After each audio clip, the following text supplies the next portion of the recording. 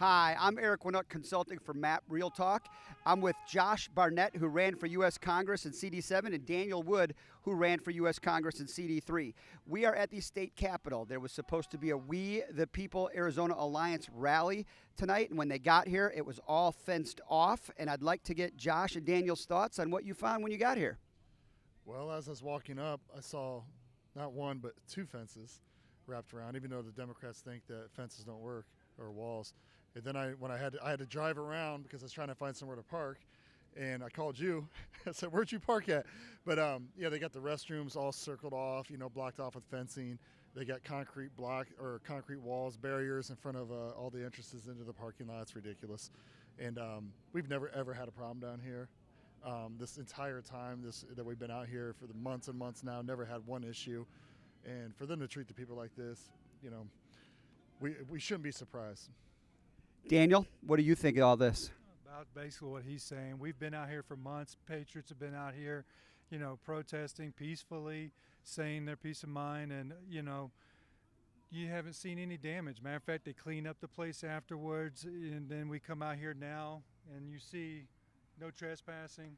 I mean, my only thing is the governor needs to come out and speak about this. He needs to tell us why he's blocking us out from our own government buildings that we paid for, taxpayers paid for. So, unfortunately, he's played a game the whole year, keeping us from our small businesses, keeping open, and now all of a sudden he wants to open them up, make himself look good. Now that suppose a new administration's come in. Well, that being said, we still have a lot of fraud that needs to be looked at. And I think we have those machines, the judge, again, corrupt judges kicking things out. We got a lot of fighting to do. We're still going to fight.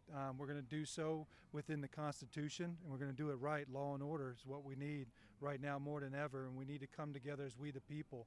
Those of you out there, it needs to be us, we the people, not Republicans, not Democrats, not independents, just us, we the people. We need to come together. If you're on social media and you're fighting with each other, stop. Stop. Don't argue with each other. We need to bring each other together, guys. So we have heard that this weekend at the U.S. Capitol and then state capitals on the 17th, there's a false flag rally that people are supposed to basically bring arms. And obviously we've had hundreds of rallies here at the Capitol and had no issues whatsoever. What do you think of this false flag rally and the whole arming up and, basically trying to inflict conflict and violence? We've been armed up every time we've been here. I don't see what the difference is for us. And whoever's doing these rallies, we have no idea. I don't know who they are, So it's none of our people, and it's none of the people that have been doing the rallies down here. So we're not going to be participating in any of that nonsense that you see. That red flyer, it looks like a CCP flyer. But yeah, I mean, we come down here. Everybody comes down here. Everybody has their guns on them anyways, and nobody would ever do anything like that. Not in our group. We wouldn't allow it. But it's a setup. It's a setup. It's a establishment setup, whatever you want to call it, and it's the same crap that happened at the Capitol in Washington, D.C. When they opened the doors up or letting people walk right into the Capitol and saying they breached they stormed the Capitol. So no, you open the damn doors up and invited people in. And I mean, we've seen the videos, we've seen stuff going on, and it's unfortunate that some people were hurt there. Obviously, nobody wants that to happen, but when you invite people in, what do you think's going to happen? So here's, as two gentlemen who've run for U.S. Congress, who've put yourself out there, who understand what it's like to do public service and obey the Constitution, I'd love to hear your thoughts for Governor Ducey as we open up 2021 and a new legislative session. What would you like to see him do? Well, one, he needs to open up fully. I finally seen him talk about the schools, opening schools up and keeping them in session in school, which he's been somewhat fighting that the whole way, I guess. But, we need to every kid needs to be back in school right now. We need to open, every small business needs to be open. We always kind of joke, if masks work, then just open up the damn, the businesses. And why is Walmart open when Mountainside Fitness was closed? And by the way, that same corrupt judge was the same one that went against Mountainside Fitness in favor of Doug Ducey, was the same one today that moved the court date back to January 20th at 9:30 a.m. How convenient.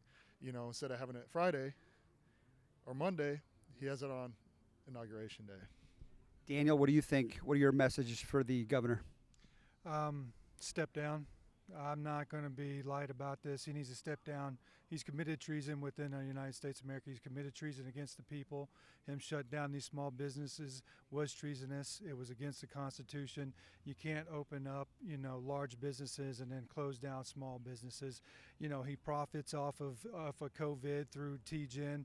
There's so much that he's got going on. I have a feeling we've done a lot of research. I think there needs to be investigations into his possibility dealings in child trafficking through the Child Protective Services. A lot of people don't realize how illegal they're operating. Did you know the Child Protective Services is actually a business owned?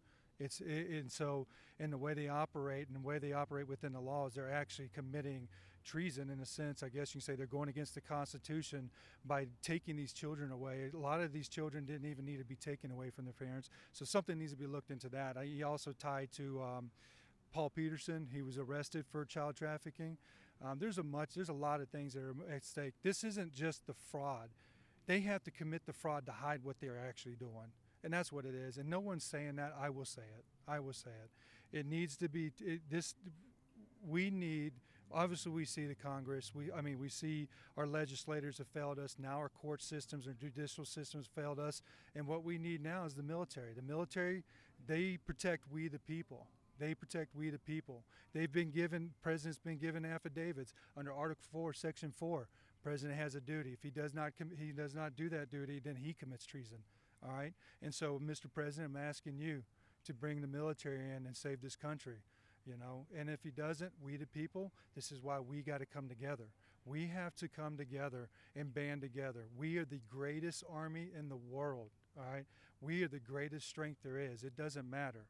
No one can stop we the people, and that's why our founding fathers put we the people, okay, guys? Now, again, he needs to resign, period. Well, there you have it from two gentlemen who, in all reality, probably won their congressional races. Josh Barnett, Daniel Wood. I'm Eric Wnuck, consulting for MAAP Talk Radio. Have a good evening.